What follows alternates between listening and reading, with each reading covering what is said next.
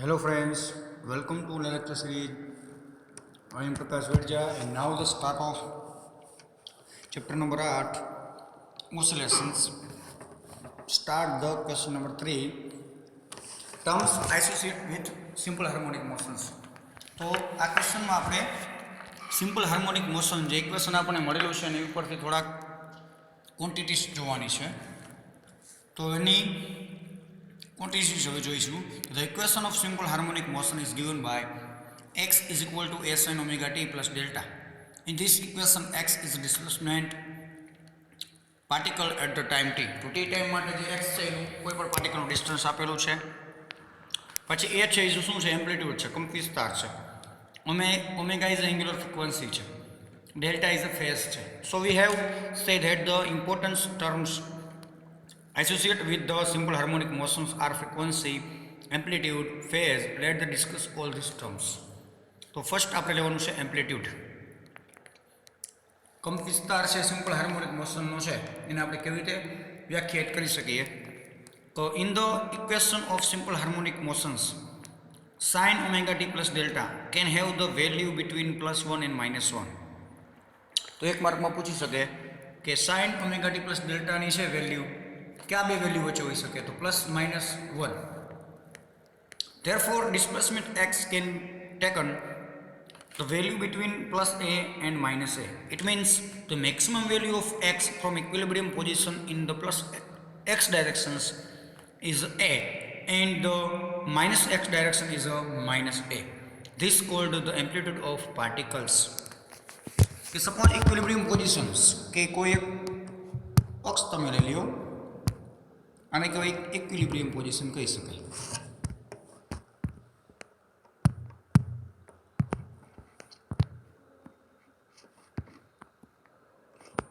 તો સપોઝ છે કે અક્ષ દોરી છે આપણે, રેડી?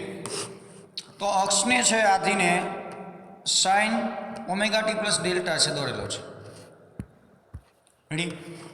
તો જે આ મેક્સિમમ છે અને આ મેક્સિમમ છે, પ્લસ ડાયરેક્શન માટે છે, માઇનસ ડાયરેક્શન માટે છે. તો ઇક્વિલિબ્રિયમ પોઝિશનથી જેટલું આ મેક્સિમમ અંતર છે, સપોઝ આપણે એને +a કહી શકીએ અથવા +1 કહી શકીએ. નીચે છે એને આપણે -a અથવા -1 કહી શકીએ. તો ઇક્વિલિબ્રિયમ પોઝિશનથી કોઈ પાર્ટિકલનું મેક્સિમમ a અથવા મેક્સિમમ -a જે ડિસ્પ્લેસમેન્ટ છે એને આપણે શું કહેવાનું છે? એમ્પ્લિટ્યુડ કહેવાનું છે. Hence the amplitude of particle exerting simple harmonic motion is the maximum distance of the particle in any one direction from equilibrium position of the particles. એ સિમ્પલ હાર્મોનિક મોશનમાં છે મેક્સિમમ ડિસ્ટન્સ છે કોઈ પણ એક equilibrium પોઝિશનથી એક direction માટે, કા પ્લસ કા માઇનસ, આ બેમાંથી કોઈ પણ એક ડાયરેક્શન માટે આપણે શું કહેવાનું છે? એમ્પ્લિટ્યુડ કહેવાનું છે. ત્યારબાદ એમ સેકન્ડની જોઈ કે ટાઈમ પીરિયડ. કે we know that the simple harmonic motion particle repeat its motion after regular times interval. કે આપણે પહેલા જ જોઈ લીધું હતું પહેલા ક્વેશ્ચનમાં કે જે રેગ્યુલર ટાઈમે છે રિપીટ કરે છે પોતાનું સ્થાન, ચોક્કસ સમયે પોતાનું સ્થાન રિપીટ કરે છે, મતલબ કે સિમ્પલ હાર્મોનિક મોશન છે. તો સિમ્પલ હાર્મોનિક મોશન ઉપરથી આપણે ટાઈમ પીરિયડ અવશ્ય મળે, કેમ કે એમાં ટાઈમ અને જગ્યા છે એ રિપીટ છે. It means its position and velocity of particle at time t is x and v. કે પોઝિશન છે કોઈ t સમયે x પોઝિશન છે અને વેલોસિટી v છે. Then after some time its position and velocity again will be x and v. અને થોડાક સમય પછી નિશ્ચિત નથી કેવું છે મોશન એની પર ડિપેન્ડ કરશે, પણ ચોક્કસ સમય પછી જે x ડિસ્પ્લેસમેન્ટ છે અને વેલોસિટી છે એ રિપીટ થવાની છે. This is called one complete oscillation of the motions and time taken by the particle to complete one oscillation is called time period. ખાસ યાદ રાખવાનું છે કે પહેલા તો આપણે સિમ્પલ હાર્મોનિક મોશન માટે એક સિમ્પલ પ્રેક્ટિકલ જોઈએ કે સપોઝ એક આપણી પાસે બોબ છે દોરી સાથે બાંધેલો ગોળો છે, કે સિમ્પલ સાદું એક લોલક બનાવેલું છે. એ લોલકને હવે આપણે અહીંયા રાખી દઈએ અને હવે એને દોલન કરવા માટેનો ઓસિલેશન આપી દઈએ કે આ આટલું ડિસ્પ્લેસમેન્ટ આવશે. કે સપોઝ અહીંયાથી અહીંયા પહોંચવા માટે એને t સમય લાગ્યો છે, એટલે કે 1 સેકન્ડ લાગ્યો છે. સપોઝ પાછો અહીંયાથી આવીને અહીં આવી જશે, કે મૂળ જે ઇક્વિલિબ્રિયમ પોઝિશને આવી ગયો કે અહીંયાથી જઈને અહીંયાથી પાછો આવ્યો છે. તો આટલા અંતરને એને શું કહેવાય છે? એક વન કમ્પ્લીટ રેવોલ્યુશન કહેવાય, અથવા એક આવર્ત થયું છે એમ કહી શકાય. તો જે આ એક આવર્ત થવા માટે જે સમય લાગે છે એ સમયને આપણે શું કહેવાનું છે? એનો ટાઈમ પિરિયડ કહેવાનો છે. તો the particle to complete one oscillations is called time period. સંજ્ઞા છે કેપિટલ ટી, અને ઓલાની સંજ્ઞા શું હતી? Capital A.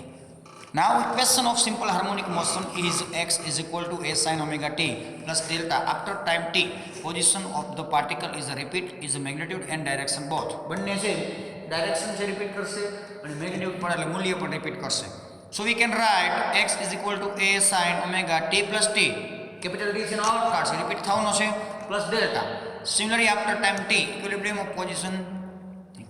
of velocity will be v is equal to a omega cos omega t plus t plus delta. t છે લીધો છે શા માટે? તો કે રિપીટ થાય છે એટલા માટે કે સ્થાન પર રિપીટ થશે ને વેલોસિટી પણ રિપીટ થશે. Displacement and velocity of the particles is a periodic function of time, and both the periodic function sine and cosine repeat their value when the angle omega t plus delta increase by 2 pi. તો જે છે પહેલા angle કરતા છે એ કેટલા angle વધવાનો છે? 2 પાઈ, means 360 degree છે એ એડ થવાનો છે. કે વન રિવોલ્યુશનમાં 0 ડિગ્રી આપણે ગણી તો સેકન્ડ રિવોલ્યુશનમાં કેટલું થશે? 360 થશે. ત્યારબાદ થર્ડમાં શું થશે? 360માં પાછા એના એડ કરી દઈએ બીજા 360 તો 720 થશે. આ રીતે છે 2 પાઈનું છે એ ચેન્જીસ રહેવાનો છે. While in the case value of displacement and velocity repeat after time t, it means t is the smallest time period repetitions, so we can write omega t plus t plus delta is equal to omega t plus delta plus 2 pi. t ને આપણે શેમાં convert કર્યો છે? 2 pi માં convert કર્યો છે. મતલબ કે t એટલે આવર્તકાળ, વન રેવોલ્યુશનમાં શું એડ થશે? 2 pi જેટલો એંગલ એડ થશે. Therefore omega t is equal to 2 pi. તો t ને આપણે કરતા કરી તો 2 pi upon omega. But k is equal to m omega square. તો ઓમેગા ને આપણે કરતા કરી શું થશે? Under route k upon m. So t is equal to 2 pi under route m upon k, જે તમને આવર્તકાળનું ઇક્વેશન મળેલું છે, યાદ રાખજો. t is equal to 2 pi under route m upon k. m શું છે? માસ છે, અને k છે કોન્સ્ટન્ટ. સ્પ્રિંગ માટે તો સ્પ્રિંગ કોન્સ્ટન્ટ દોર્યો તો એના માટેનો કોન્સ્ટન્ટ છે.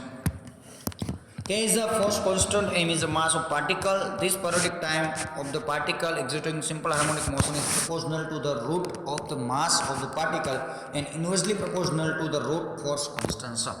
આ તેનો આવર્તકાળ છે આપણે વ્યાખ્યાયિત કરી શકીએ છીએ. તો એનો આવર્તકાળ માટેનું t છે, ટાઈમ પિરિયડ માટેનું ઇક્વેશન આપણે યાદ રાખવાનું. t is equal to 2 pi under root m upon k, જે સિમ્પલ હાર્મોનિક મોશનનો ટાઈમ પિરિયડ છે, યાદ રાખજો. રેડી? આગળની ઉપરથી મળ્યું છે t is equal to 2 pi under root L upon G, જે સિમ્પલ દોલક માટે છે, પણ સિમ્પલ હાર્મોનિક મોશન જે સ્પ્રિંગ દ્વારા થાય છે એના માટે આવશે m upon k. ત્યારબાદ ત્રીજી ક્વોન્ટિટી જોવાની છે કે ફ્રીક્વન્સી અને એંગ્યુલર ફ્રીક્વન્સી. ફ્રીક્વન્સી આપણે ખબર છે, એંગ્યુલર ફ્રીક્વન્સી એટલે શું આવશે? કોણીય વેગ સાથે જોડાયેલી છે એ ફ્રીક્વન્સી આપણે લેવાની છે. તો frequency of oscillations is the number of oscillator પર સેકન્ડ. કે એક સેકન્ડમાં થતા ઓસિલેશન્સને એની ફ્રીક્વન્સી કહેવાની છે, યાદ રાખજો. ઓલા એક દોલન થવા માટેના સમયને આપણે એનો ટાઈમ પિરિયડ કીધો હતો. હવે એક સેકન્ડમાં થતા દોલનની સંખ્યા, કે એક સેકન્ડમાં કેટલી વાર દોલન થાય છે એ દોલનની સંખ્યાને એને શું કહેવાય છે? ફ્રીક્વન્સી કહેવાનું છે. Therefore it means frequency f is equal to 1 upon t. લઈ લ્યો, એકબીજાની ઊંધી વ્યાખ્યા છે. યુનિટ ઓફ ફ્રીક્વન્સી છે સાયકલ પર સેકન્ડ, અથવા એનો અલગ એકમ છે હર્ટ્ઝ પણ તમે કહી શકો છો, જેની સિમ્બોલ છે hz. Substituting t is equal to 2 pi upon omega, we have f is equal to શું થશે? બધું ઇન્વર્સ થઈ જશે, omega upon 2 pi. Therefore omega is equal to 2 pi f is called angular frequency. Angular velocity ઉપરથી angular frequency મળી ગઈ. જે f છે એ સિમ્પલ ફ્રીક્વન્સી છે અને ઓમેગા છે એંગ્યુલર ફ્રીક્વન્સી છે. It means when frequency f is multiplied by 2 pi, we get તમને મળશે એંગ્યુલર ફ્રીક્વન્સી મળી જશે. It measure it radian per second. ઓલા શેમાં માપી શકાય? હર્ટ્ઝમાં, સાયકલ પર સેકન્ડ માપી શકાય, અને આ રેડિયન પર સેકન્ડમાં તમારે થીટા પર સેકન્ડમાં તમે માપી શકો છો. ત્યારબાદ ફોર્થ ક્વોન્ટિટી ફેઝ. ફેઝ એટલેનો આકાર આપણે કહી શકીએ. આકાર ઉપરથી આપણે ફેઝ નામનો છે એક શબ્દ આપવાનો છે, જેને આપણે આ વ્યાખ્યામાં જોશું કે in the equation of simple harmonic motion the terms omega t plus delta is called the phase of particles કે જે તમને ઓમેગા ટી પ્લસ ડેલ્ટા મળેલું છે તો આખે આખા ટર્મને શું કહેવાનું છે? ફેઝ કહેવાનું છે. It is denoted by phi. જે ફેઝને છે શેના વડે દર્શાવવાનો છે? ફાઈ વડે દર્શાવવાનો છે. It given the state of motion of particle at any instant time t. Instant એટલે તત્કાલીન સમય માટેનો જે ફાઈ છે અલગ અલગ તમને મળશે. Its phase is 0. It means omega t plus delta 0. Therefore, displacement of the particle will be x is equal to a sin omega t plus is શું થશે? 0 થવાનો છે. મતલબ કે કાંઈ સ્થળાંતર કર્યું નથી એનો ફેઝ આપણે શું કહી શકાય? 0 થવાનો છે. And velocity of particle will be a omega cos omega t plus delta. તો તમને મેક્સિમમ મળે છે. એમ્પ્લિટ્યુડ કેટલો મળે છે? મેક્સિમમ મળશે. It means when phase of particle is 0, the particle is means position and maximum velocity in the positive direction. કે જ્યારે ફેઝ 0 હોય તો ડિસ્પ્લેસમેન્ટ 0 મળશે અને વેલોસિટી તમને એની હાઈ મળવાની છે. If the phase is pi by 2, the position of the particles will be x is equal to a and velocity will be v is equal to 0. જ્યારે pi by 2 છે એટલું છે મતલબ 90 અંશના ખૂણે જે ફેઝ હશે તો તમને મેક્સિમમ મળશે. સ્થાનાંતર કેટલો મળશે? મેક્સિમમ મળશે અને વેલોસિટી કેવી મળશે? 0 મળશે.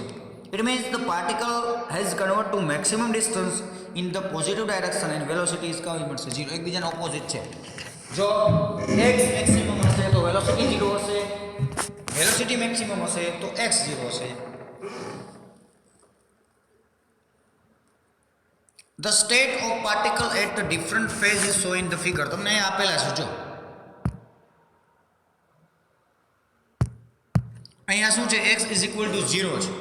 હવે તમને અહીંયાથી ચાલો કરીને અહીંયા આવી ગયો છે. આ જે પાર્ટિકલ છે ક્યાં ટ્રાન્સપોર્ટ થઈ ગયો છે? અહીંયા. મતલબ ફેઝ કેટલો થશે? phi is equal to pi by 2. હવે જે પાછો મૂળ સ્થાને આવી ગયો છે રિપીટ થઈને તો આપણે રિવર્સ ડાયરેક્શનમાં આવ્યો તો શું કહી શકાય? પાઈ કહી શકાય. આગળ ગયું હોય તો 2 પાઈ કે પ્લસ પાઈ કે. અહીંયા માઇનસ પાઈ નથી દર્શાય મતલબ કે જે એંગલ છે માઇનસ છે પાઈ છે કેવો આવશે? માઇનસ જ આવવાનો છે. પછી પાછો છે વળી આગળ ડાયરેક્શન છે તો શું કહી શકાય? 3 બાય પાઈ 2 અને ફરી પાછો જેના મૂળ ડાયરેક્શન આવી ગયું એટલે પાઈ બાય 2 આવી રીતે મળે. તમે સપોઝ H4 પ્રથમ ચરણ દ્વિતીય તૃતીય અને ચતુર્થ છે મળેલા છે તો સપોઝ પેલા અહીંયા છે તો શું મળશે? અહીંયા થીટા કેવો છે? 0. તો ફાઈ પણ કેવો થશે? 0. થીટા અહીંયા કેટલો થઈ ગયો? પાઈ બાય 2 થઈ ગયો તો ફાઈ તમને કેટલો મળશે? Pi by 2. મતલબ કે ડિસ્પ્લેસમેન્ટ મેક્સિમમ, એમ્પ્લિટ્યુડ કેવો મળશે? મેક્સિમમ. તો વેલોસિટી કેવી મળે? 0. ત્યારબાદ આપણે પાસ આઉટ કરી નીચે આવ્યો છે એટલું મતલબ માઇનસ ડાયરેક્શન નથી. અહીંયા કેવો ખૂણો બને છે? પાઈ બને છે. અને અહીંયા આવી ગયા એટલે પાછા પાઈ બાય 2 એડ કરો એટલે 3 પાઈ બાય 2 થઈ જાય અને અહીંયા એડ કરો એટલે પૂરેપૂરું એક ચક્કર એટલે મતલબ કે 2 પાઈ રિવોલ્યુશન થઈ જવાનું છે. એક દોલન છે 4 ડાયરેક્શનમાં કરવાનું છે. ફર્સ્ટ ડાયરેક્શન માટે પાઈ બાય 2, બીજા માટે પાઈ, ત્રીજા માટે 3 પાઈ બાય 2 અને ચોથા માટે 2 પાઈ. તો આ રીતે છે રિવોલ્યુશનમાં 2 પાઈ છે તમને એક રિવોલ્યુશનમાં એડ થતા જશે. રેડી? તો આ છે એનું જે લખાણ છે આપેલું છે તો આ રીતે છે એનું આકૃતિ બનશે. સપોઝ કે વન વેવ માટે લઈ તો અહીંયાથી આટલું જાય છે તો આટલું રિવોલ્યુશન શું કહેવાય? પાઈ બાય 2 અને શું કહેવાય? પાઈ 3 બાય 2 અને શું મળી જાય? 2 પાઈ. મતલબ એક વેવના કેટલા તમને ચાર પાર્ટ પડ્યા? પાઈ બાય 2, એક તો પાઈ બાય 2, પાઈ 3 પાઈ બાય 2 અને 2 પાઈ. 4 પાર્ટ પડે છે મતલબ કે 90 અંશના ખૂણાના 4 પાર્ટ પડે છે. પાછું તમે જો રિપીટ થશે જે આ ભાગ છે એવું ને એવું આ ભાગ રિપીટ થાય તો ફેઝ છે પાછો એવો ને એવો તમને પાછો જે સરખા ટાઈમ પિરિયડમાં મતલબ કે 360 ડિગ્રી જે તમે 360 ડિગ્રી છે પાછો ફેઝ છે રિપીટ થવાનો છે. વેલોસિટી છે તમે જો વેલોસિટી બંને ગ્રાફ તમે સરખાવો તો જ્યારે ડિસ્પ્લેસમેન્ટ 0 છે તો વેલોસિટી કેવી છે? હાઈ. ડિસ્પ્લેસમેન્ટ હાઈ છે તો વેલોસિટી કેવી છે? 0. વળી પાછા જો અહીંયા જ્યારે ડિસ્પ્લેસમેન્ટ મેક્સિમમ છે ત્યારે વેલોસિટી કેવી છે? 0. આ રીતે છે એકબીજાના વિપરીત છે. તમે જોઈ શકો છો કે 2 પાઈમાં આવો છો મતલબ કે 3 બાય 2 એ કેટલી છે? અહીંયા 0 છે અને અહીંયા કેટલી છે? મેક્સિમમ છે. મતલબ ફેઝમાં વેલોસિટી અને ડિસ્પ્લેસમેન્ટ વચ્ચે કેટલા અંશનો ખૂણો રહેલો છે? કે પાઈ બાય 2 અંશનો ખૂણો રહેલો છે. રેડી? ત્યારબાદ આપણે પાંચમી ક્વોન્ટિટી જોઈએ કે phase constant. Phase constant is a constant that the determination of the position of the particle at t is equal to 0 in the equation of phase omega t plus delta. Here delta is the called phase constant. આખાને phase કહેવાનું છે, delta શું છે phase constant છે. As per the definition of phase constant, its value depending on the selection of the state of the particle at t is equal to 0. For example, suppose the particle is the extreme position of the position direction. કે એક particle છે x ડાયરેક્શનમાં આગળ વધી રહ્યું છે, મતલબ કે positive ડાયરેક્શનમાં. If we choose that the instant as t is equal to 0, then we can write omega t plus delta. કેટલો એંગલ એડ થશે pi by 2, because the particle is extreme position in the positive direction. Putting t is equal to 0, તો t 0 મૂકી દો તો t into 0, તો 0 into omega 0, તો delta કેટલો મળશે pi by 2. મેં તમને પહેલા જ કીધું આગળના ફેઝ કોન્સ્ટન્ટ કે બંને વચ્ચેનો ખૂણો કેટલો રહેલો છે pi by 2 જેટલો રહેલો છે. Now simple harmonic motion is x is equal to s sin omega t plus delta. Delta is pi by 2, તો a sin omega t plus pi by 2, તો શું મળશે pi by 2 એટલે કેટલા છે sin 90 એટલે 1.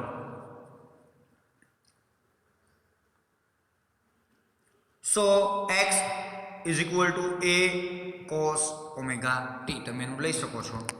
For this equation we can say that